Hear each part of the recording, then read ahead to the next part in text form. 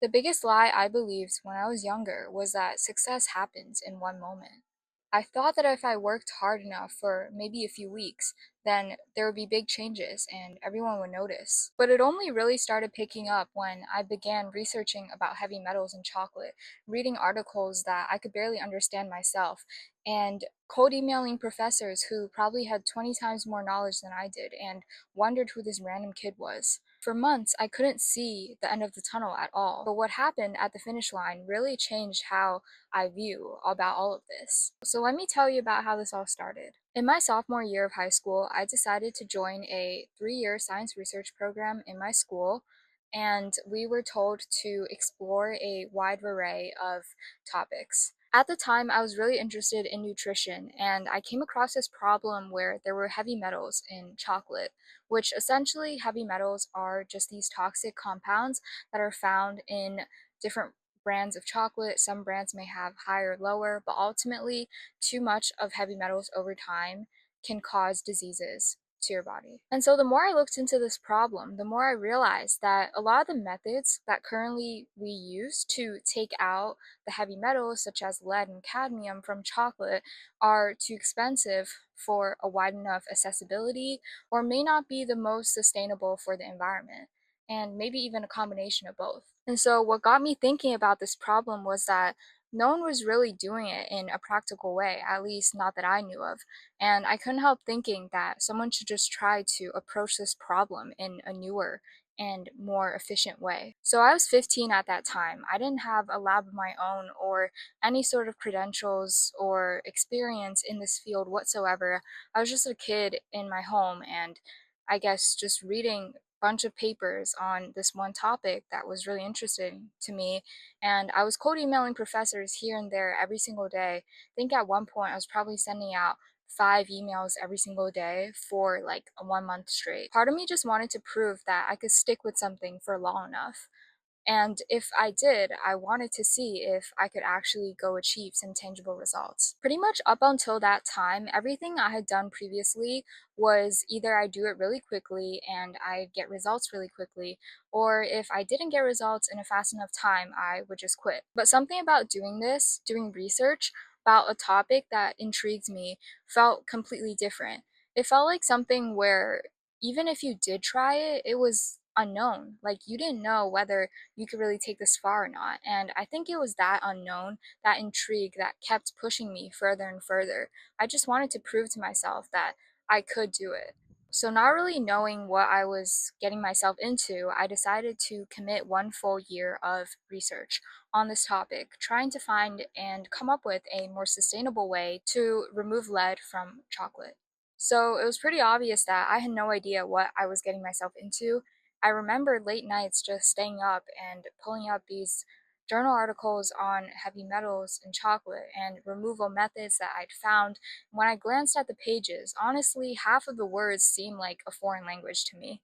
I literally had to read one paragraph and stop 3 or 4 times to Google words that I had never came across from before and try to understand it piece by piece. It honestly felt pretty embarrassing to me because felt like at all this time, what was I even learning if I can't even understand any of this? And the most frustrating part was that I couldn't tell if I was actually learning anything, if my brain was actually processing what I was reading, or if I was just plain memorizing vocabulary words that I would forget like a few days later.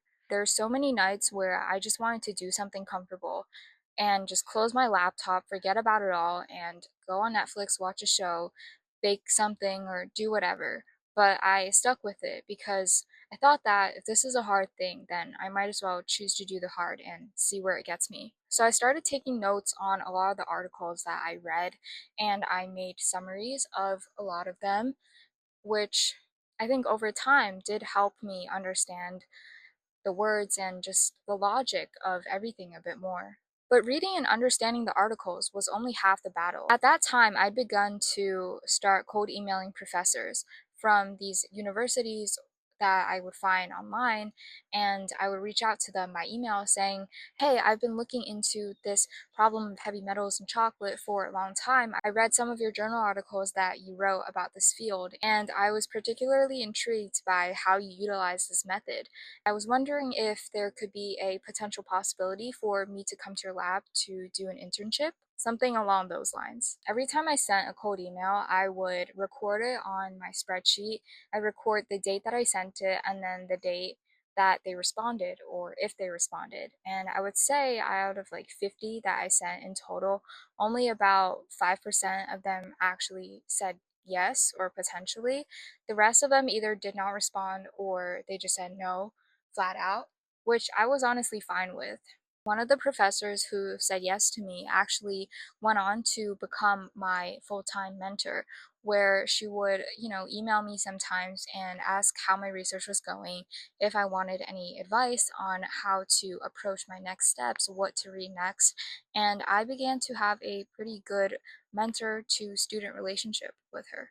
And so, after months of all my research, I was about to face a very big test. And this test would be at a local science fair where over 800 sophomores in my county would compete for first, second, and third prizes. So, how the competition works is you bring your poster that you created ahead of time, which includes all of the methodology that you propose and the reasons for why you did it, review of literature, what happened before, the background, why this all matters, that stuff, and you present this to your judge.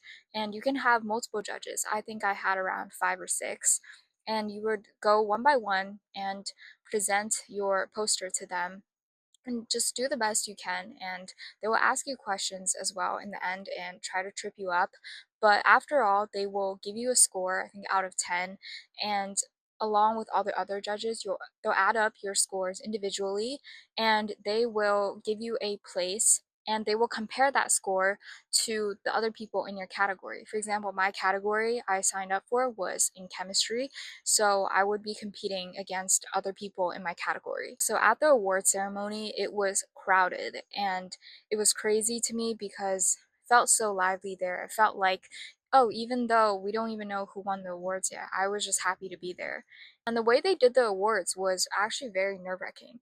They started going from last to first. So they started saying everyone who got third place and then second and then first.